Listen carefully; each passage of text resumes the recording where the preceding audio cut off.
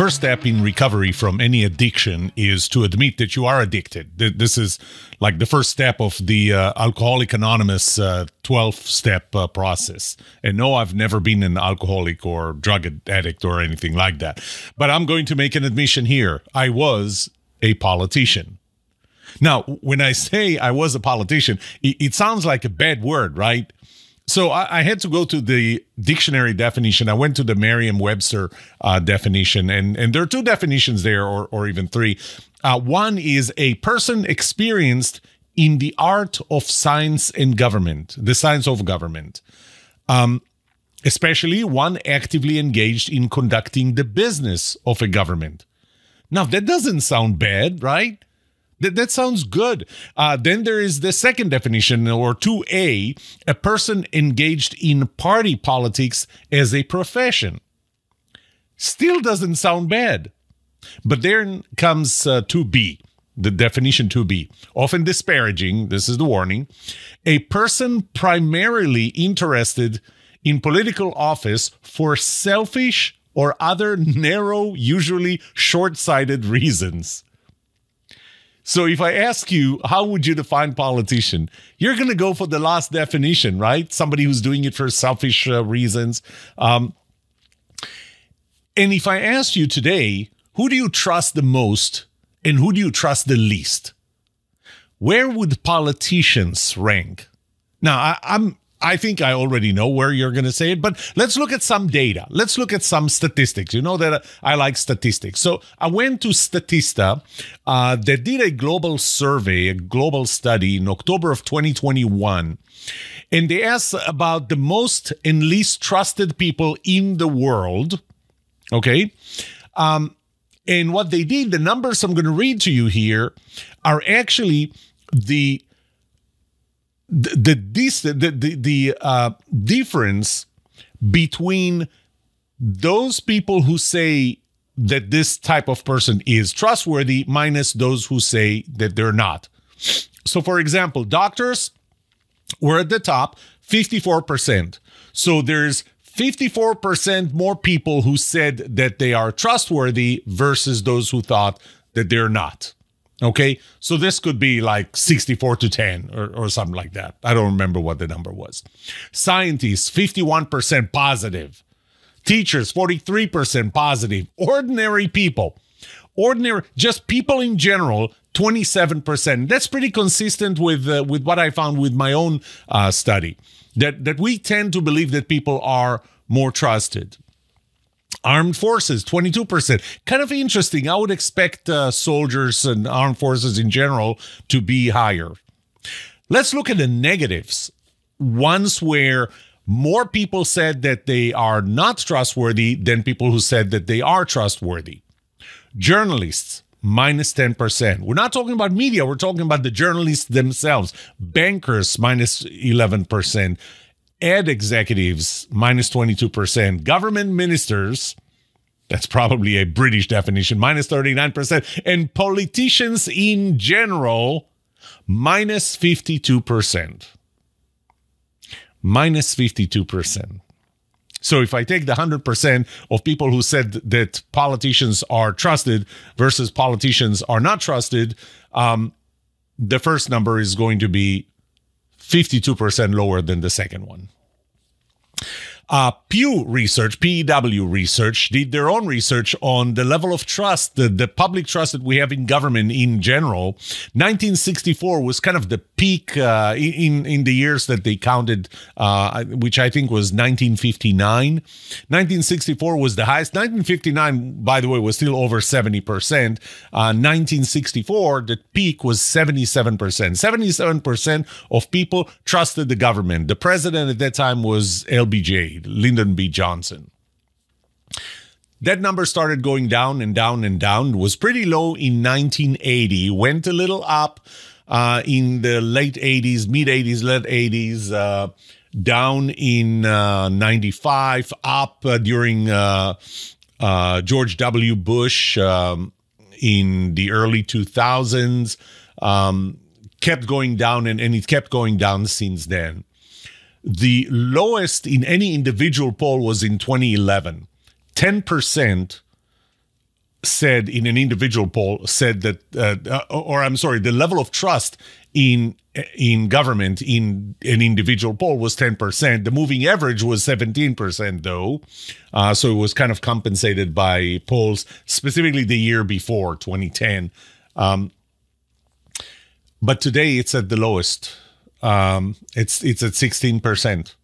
We're at 16% trust in government. Gallup conducted the survey in September of 2023. That's pretty recent. And by the way, in the article that I will publish based on this episode, I will provide the links to all of those studies. And they asked about the current versus all-time low trust rating for U.S. government institutions and actors. This is not global. This is U.S. The questions asked was, how much trust and confidence do you have in? Here are the interesting numbers. Men and women in political life, 40%. The executive branch, 41%. The American people, we trust the American people, 55%. Again, pretty consistent with other numbers that I saw and I found myself. Judicial branch, 49%. The legislative branch, 32%. Your local government actually higher, 67%. Mainly because for the most part, it's nonpartisan. Federal government, international problems, 44%. Your state government, 59%, somewhere between federal and local. But the men and women in political life, 40%. In this episode, I will discuss the reasons that we trust politicians so little. Again, from the perspective of my relative trust model. Right after this.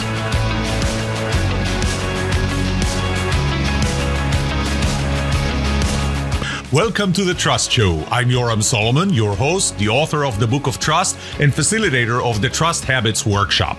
My mission is simple. I want to help you form habits that build your trustworthiness, because the answer to this question will have the biggest impact on your personal and professional success or failure. Can I trust you?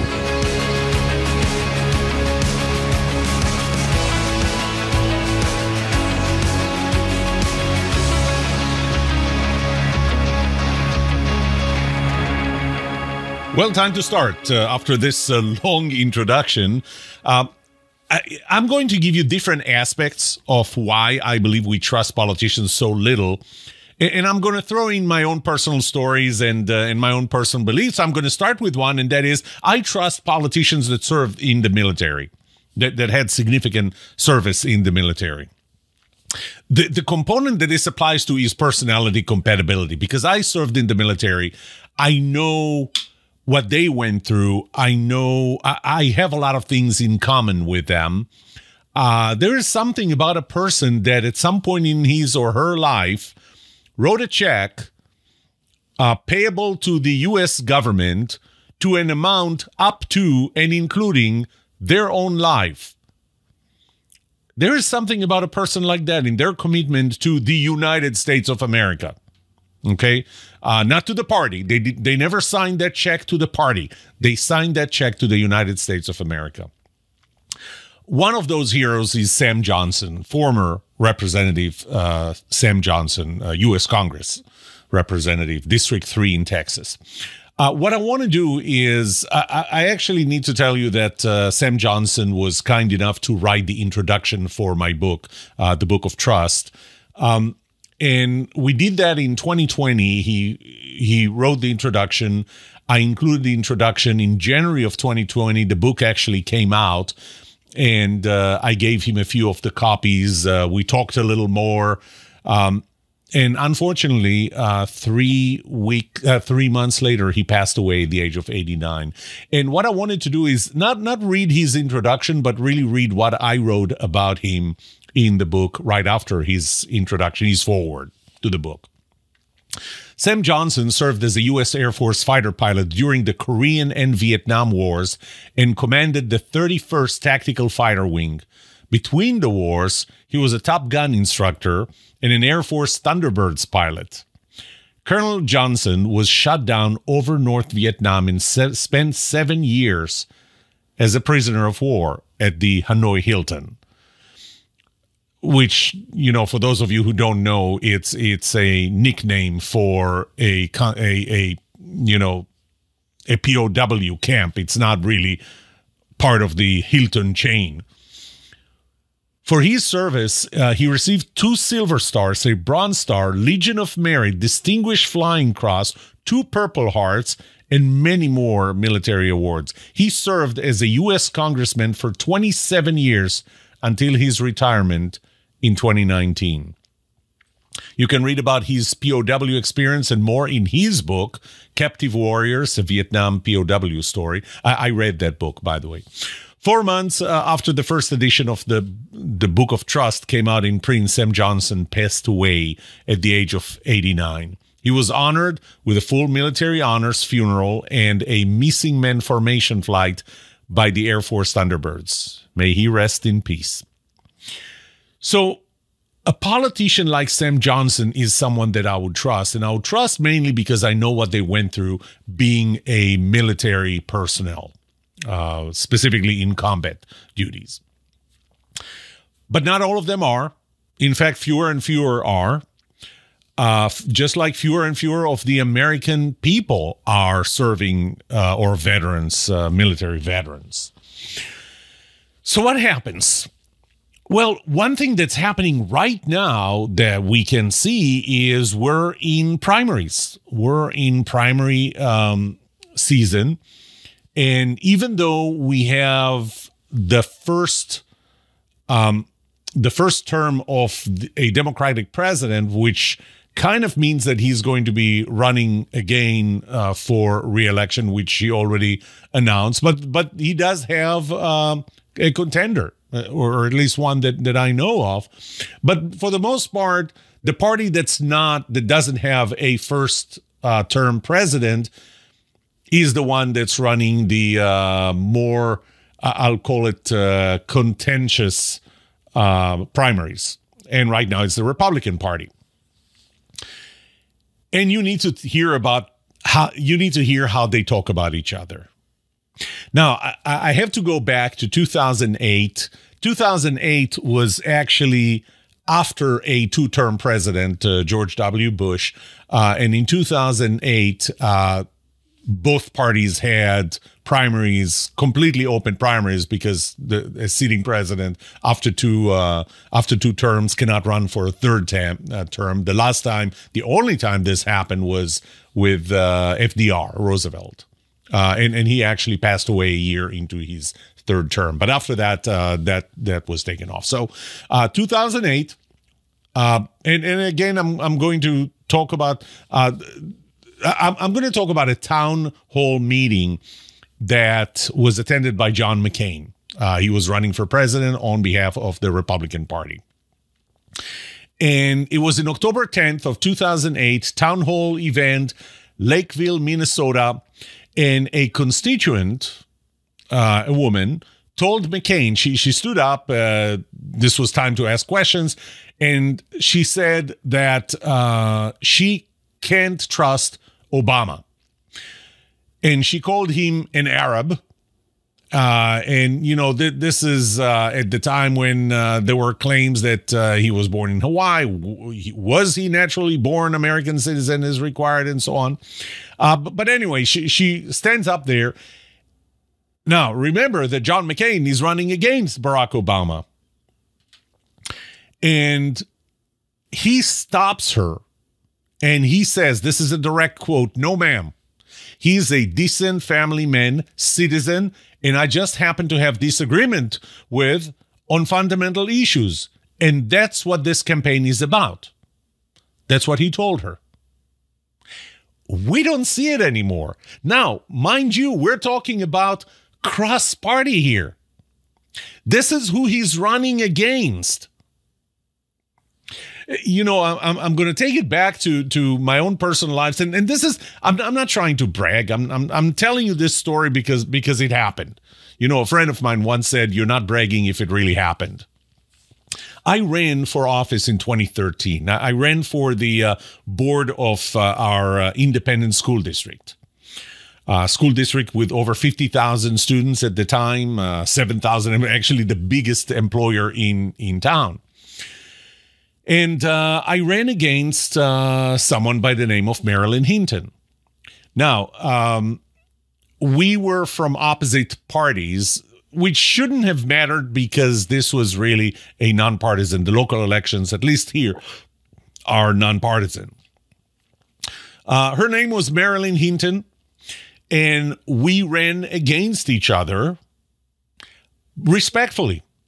I never said anything bad about her. She never said anything bad about me. She won the election. She was the incumbent at the time. She won the election. I lost in 2013. But I didn't stop. I ran again in 2015, 2 years later. So what we have is we have alternate years for different seats on the board. So 4 seats are up for election in 1 year, and 2 years later, another 4 seats. The terms are 4 years. So I ran in 2015, not running against her because she won in 2013. So she was not going to be up for election at least until 2017. 2015, I won, and I became a board member. 2017, she ran again and lost and left the board. But during her retirement party or event, somebody asked her an interesting question. They asked her, how was it to serve with Yoram, me, for 2 years between 2015 and 2015 when I got on the board, in 2017 when she got off the board. How was it to serve with him on that board? I mean, knowing that you were competing with each other. And again, I'll remind you that it was very, very respectful. I never said anything negative about her. She never said anything negative about me. And what she described actually brought tears to my eyes, and I'm going to get emotional telling you this story now, probably. She took us back to I think it was the last graduation that we had. I think it was the 2016 graduation, or maybe even the 2017 graduation. And what happens was in our city, we have just about, or had just over 4,000 graduates in every graduation every year from 3 major or 3 senior high schools. And so it's a very full day where we stand, the board gets on stage and we shake hands and you know, if you think about the fact that there's 7 of us, each one of us is probably going to shake about, I don't know, 600 hands, if not more. And Marilyn was having some health issues, and it was hard for her. She did as much as she could. She would not miss it for the world.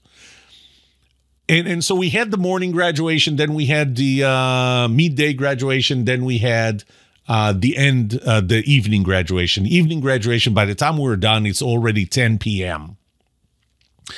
And at about 10 p.m., everybody else on the board and administration, they just evaporated. You know, it's a long day. I get it. It's a hard day. But they evaporated. And I stayed with Marilyn, and I asked her, how are you getting home? She said, somebody's picking me up. I said, okay, I'll wait with you. I'll help you get there. And she goes, no, just leave, you know, go home. And the way she described, which is true, I didn't leave her side until she got into the car that took her home. And so she told that story to answer the question, how was it to serve with someone who you ran against in 2013? But we don't see it today. I mean, I'm listening to the primaries, to the Republican primaries right now, and the way they talk about each other. And I remember the primaries, in both sides. You know, when Joe Biden was running in the primaries against who now is his vice president and others, the way they were talking about him, And the way the Republicans talk about each other and how they lie and, making names for each other, derogatory names. I mean, not fun nicknames. And here's the thing. They think that at the end, once this is done and the primaries are down to one candidate that gets the nomination of the party, we're going to forget what they said about each other. So how do you want me to trust the person who ends up being the nominee after everything you said about them? The campaigning today becomes more on the other person's flaws than what you bring, why you are a better candidate. It's about why they are not the better candidate, why they should not be the president or any other position for that matter. So the first thing is you have discredited their competence. So now I'm supposed to vote for someone after their peers from the same party trashed their names and told us how incompetent that person would be. Am I supposed to forget that? So now you kind of killed the competence of, or my perception of the competence of the person who ends up being the party nominee, because nobody gets a free pass in those polls, in those campaigns, in the town halls, in the debates. Nobody gets a free pass. Everybody gets trashed. So now I believe I look at the stage and I know that everyone there on that stage is incompetent because the others told me that. Or did they lie? So now I don't trust them because they lie. Now I don't trust them because what they do and the way they do it violates another component of my relative trust model, and that's the no BS component. So there was BS there. And now, all of a sudden, the one that did not win, that becomes the vice president or the secretary of state or the secretary of transportation or whatever you have, now all of a sudden they speak positively about the nominee. So the time from the party nomination until the election, everybody in this party rallies behind the nominee and they sing their praises as if we forgot what they said about them during the primaries. So how do you want me to trust those politicians that did not win in this turnaround that they made? Were they lying before or are they lying now? But I'll tell you one thing, they were lying at some point. And I think one of the best examples was, the story of George Santos. Talk about lying. And I'm quoting here from a New York Intelligencer's December 1st, 2023 article. Okay, so this is direct quotes of things that they believe that he lied about. Lied to donors, used their money to make purchases at Hermes and OnlyFans. Not sure what OnlyFans is. He used campaign money. Okay, I know what it is. I don't have an account though. He used campaign money for personal travel and Botox. Allegedly lied to collect unemployment benefits. Allegedly committed identity theft. Lied to Congress. Reimbursed himself for loans that he did not make. Lied about where he went to high school and college. Never worked for Wall Street, on Wall Street either. Never founded an animal charity, and so on. There's a long list. I'm not going to go through this list, but when a politician does that, this is the problem. It starts generalizing. Well, if it was only one, then maybe we can focus it and say this is a politician we don't trust. But when it happens more than once, then we start generalizing it. And guess what it hurts? It hurts our trustfulness for the entire class that we call politicians. I think one of the other things that cause us to trust politicians less is making pledges. You know, I remember when I ran, I was asked to make a pledge, and I told them I don't do pledges. And the pledge was specifically by an organization that was focused on fiscal conservatism. So how do we save money? Because public schools are funded by property taxes here in Texas. And I said, I don't make pledges. And it was kind of, the person interviewing me had this look of confusion. He says, but we can't endorse you if you're not going to make pledges. And I said, well, here's the thing. What is the pledge you want me to make? The pledge they wanted me to make is that I will never support creating a new tax. And I said, well, let me ask you a question. What would happen if we decide to create a new tax by eliminating two other taxes, overall reducing the tax liability?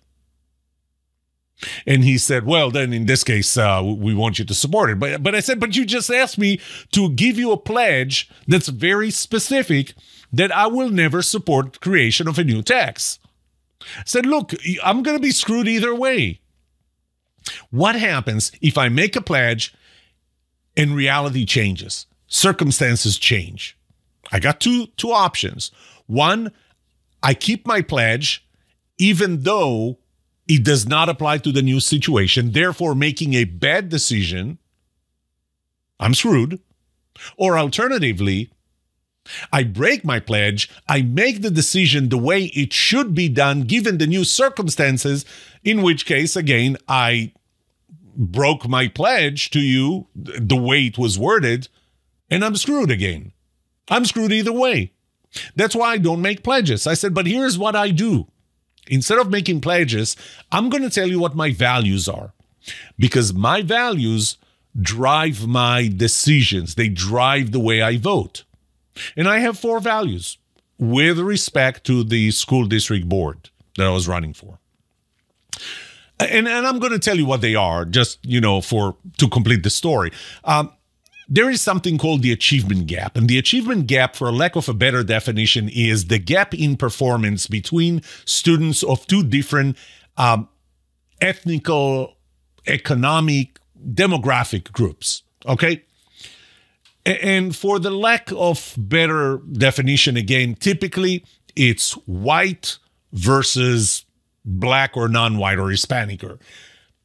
So we make the definition, we decide up front that some students, because they belong to a certain demographic group, are disadvantaged, while others, because they belong to another demographic group, are advantaged. And because of that, we're going to give one group support that we don't give to the other group, even though the other group does have students that do need that support, and they're not going to get it because of the demographic group they belong to.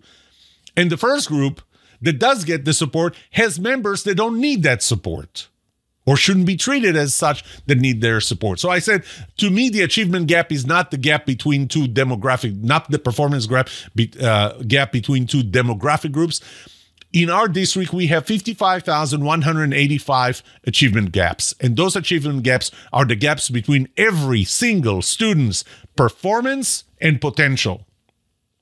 Our job is not to put a label, a demographic label on anyone, and based on that give them the support, but actually strive towards seeing what their potential and what their performance, actual performance is, and close that gap. That's one of my values. Second value,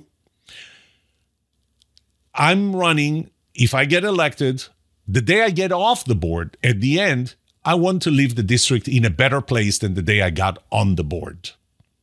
That's a value. The third one was that I want to raise a generation that is ethical, patriotic, and gives more than it takes.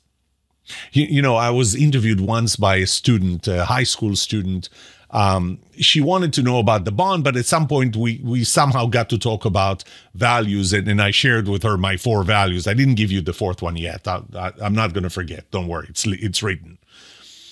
But when we got to this, and I said, I want to raise a generation that is ethical, patriotic, and gives more than it takes, she asked, what do you mean? Now, where she was interviewing me was in her high school, her senior high school. And we were sitting by the fountain. There's a little lake there. And I asked her, you know the name Casey Joyce? Nope, never heard.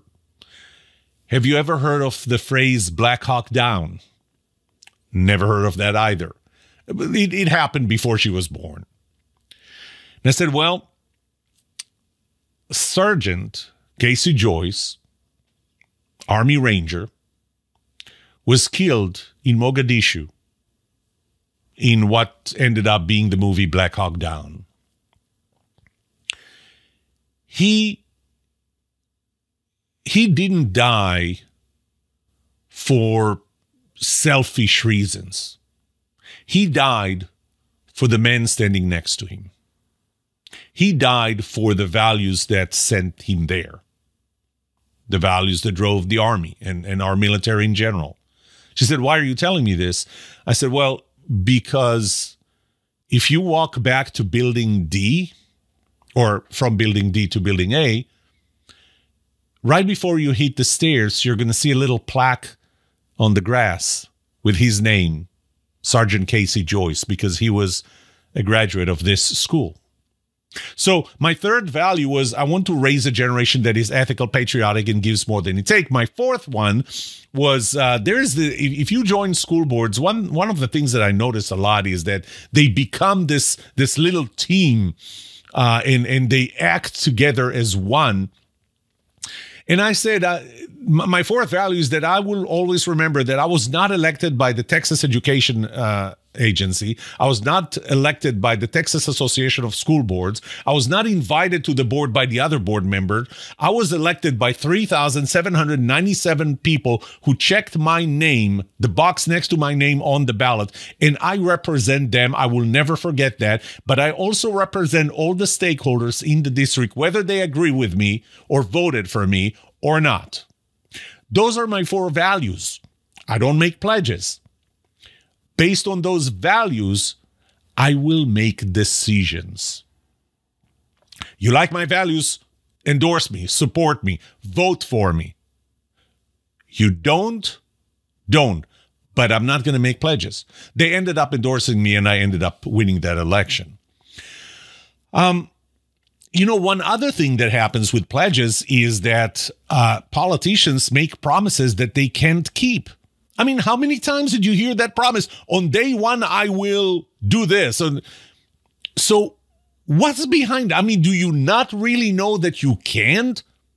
That you can't do that without the support of Congress or whatever legislature that you're going to be part of? Do you really not know that you need that? Do you really not know that you're not going to be able to achieve it? Is it really a fake it until you make it type thing? I'm going to keep saying that I'm going to make it, and that I'm going to make it, knowing that I won't, but eventually I will. They don't keep their promises. And if they don't keep their promises, they fall under the personality compatibility component. They fall under the competence component. They fall under the no BS component. All 3 of them. They fail them because they make promises that they can keep. And the worst part of it is that I believe they know they're not going to be able to make it. And they still make those promises. They still make those pledges that they eventually can't keep. I think another problem that I have with pledges today is that our values seem to be too absolute.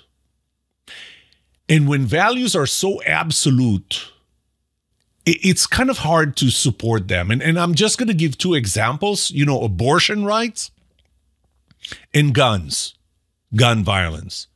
You know, on abortion, there are only 2 sides to the formula or whatever. Either it's the right to live, which means every from the moment of conception, you cannot have an abortion, no matter why. And there was a case just recently here in Texas where a woman who wanted to get pregnant, wasn't rape, wasn't that she didn't want to get pregnant. She wanted to get pregnant. She celebrated her pregnancy to find that, based on doctors' opinions, that this baby is not going to survive.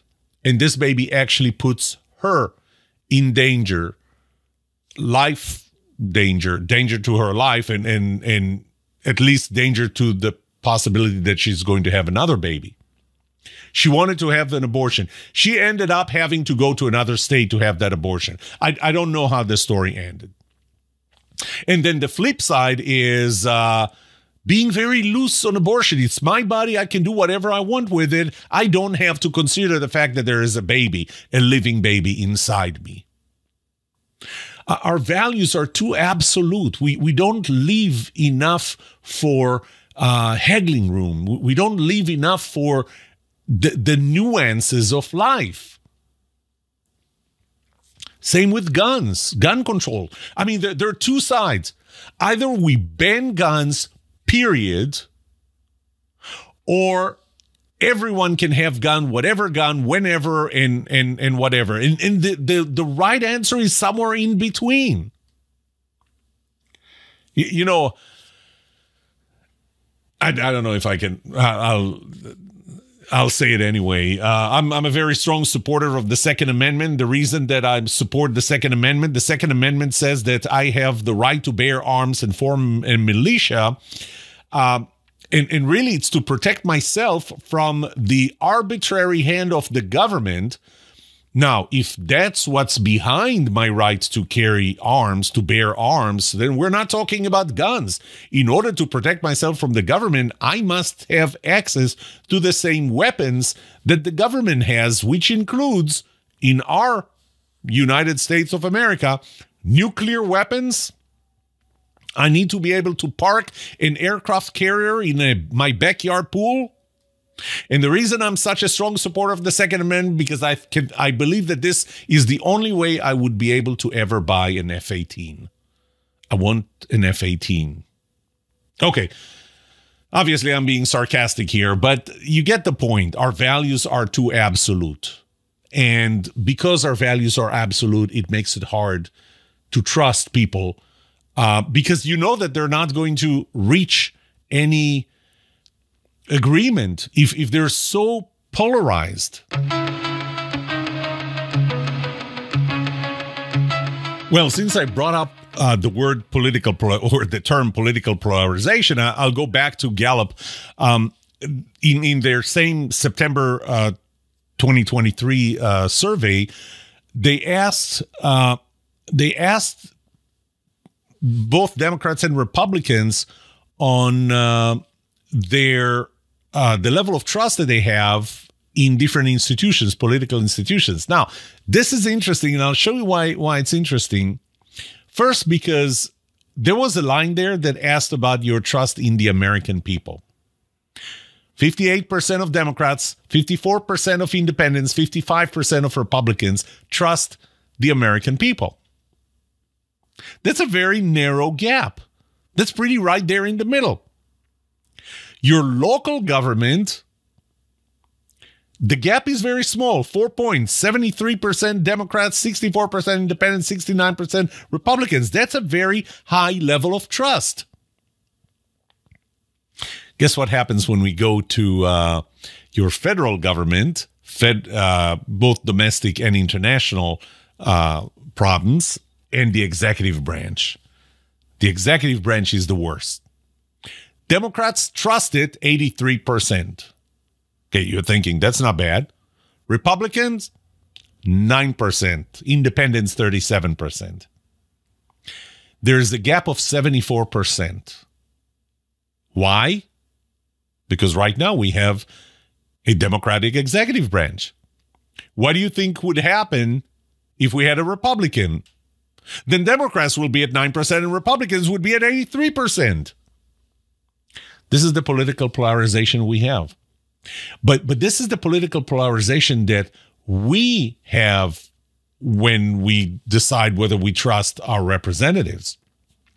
MIT did a study in 2015 when they counted the votes, or I should say cross-party agreements in roll call votes, and they counted roll call votes. In 1977, that was one of the highest numbers. It was about 13,000. 13,000 agreements across party lines in roll call votes. 2007, 30 years later, number of roll call votes went up 75%. The agreements went from 13,000 to 181. We are so polarized. And we're so polarized that we're not really trying to solve problems. You know, I talked about making decisions, and I talked about getting a majority versus getting a consensus. And what you see right now is that all they're trying to do in every vote is get majority, not consensus, not something that's good for the American people. It's something that's good for their party. Again, where does that stand on personality compatibility or on the no BS component?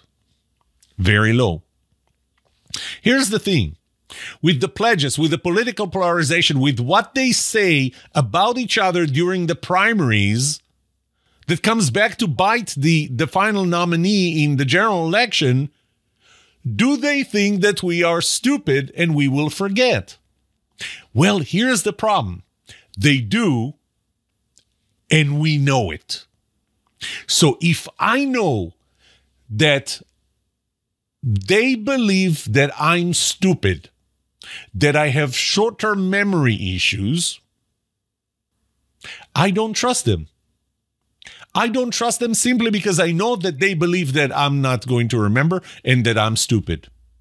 That's why one reason why I don't trust them.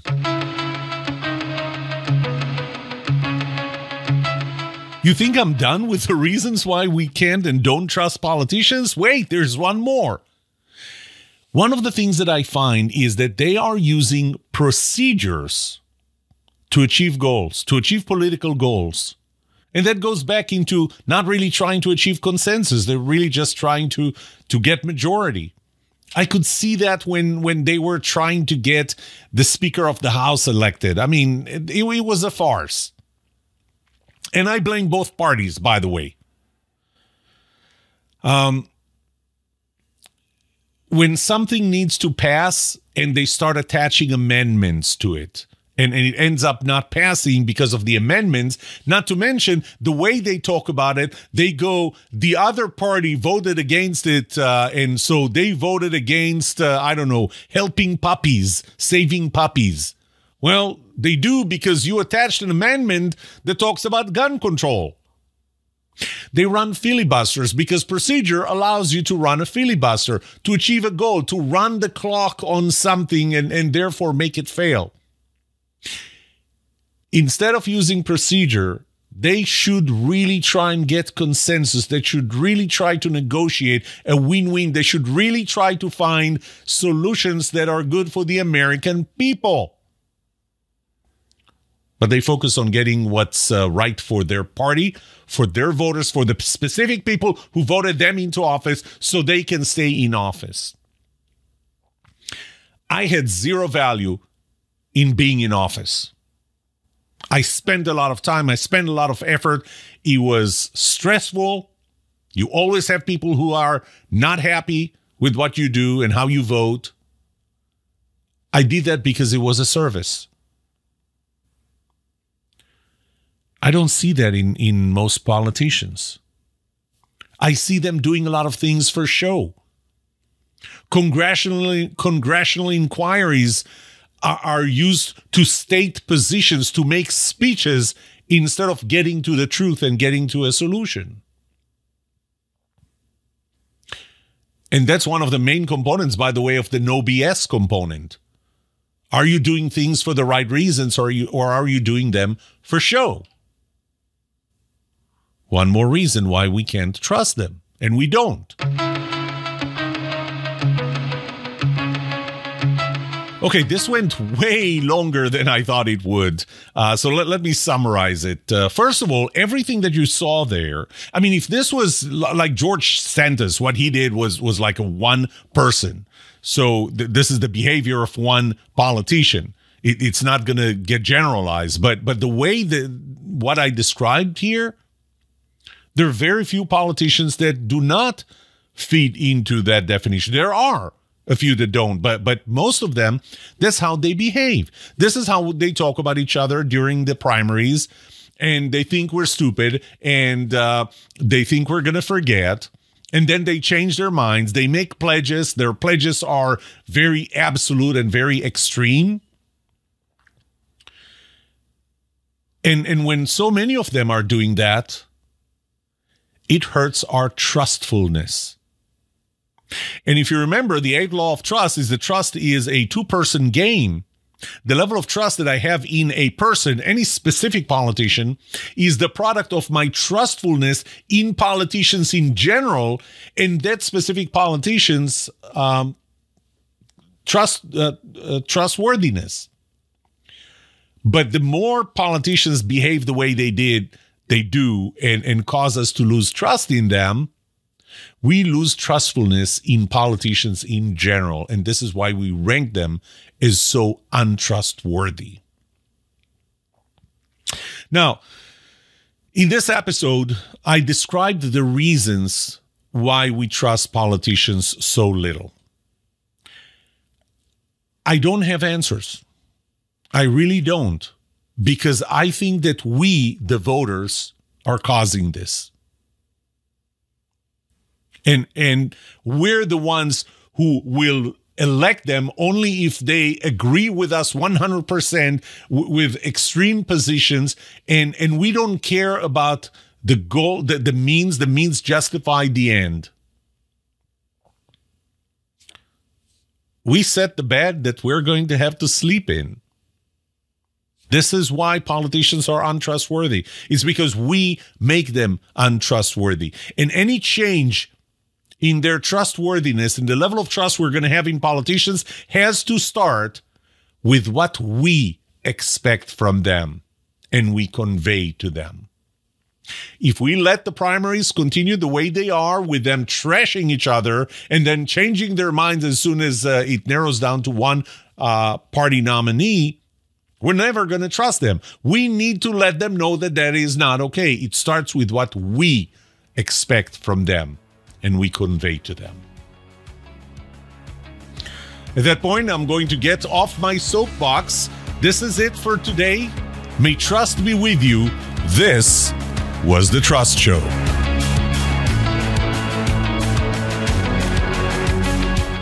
What would you like to know about trust and trustworthiness? Let me know and I'll answer it in a future episode. I would love to hear from you. Email me at yoram@thetrustshow.com. If you like this episode, subscribe to the show so you will automatically get notified when I release a new episode. Rate it. Write a review for this podcast, because those ratings help not only you, but also others looking for podcasts just like this. If you're looking for more resources to learn about how to build trust, be trusted, or know who to trust, look up my workshops, online courses, books, or go to my website, trusthabits.com. And remember that the answer to these two questions will have the biggest impact on your personal and professional success or failure. Can I trust you, and can you trust me? Thank you for listening or watching The Trust Show.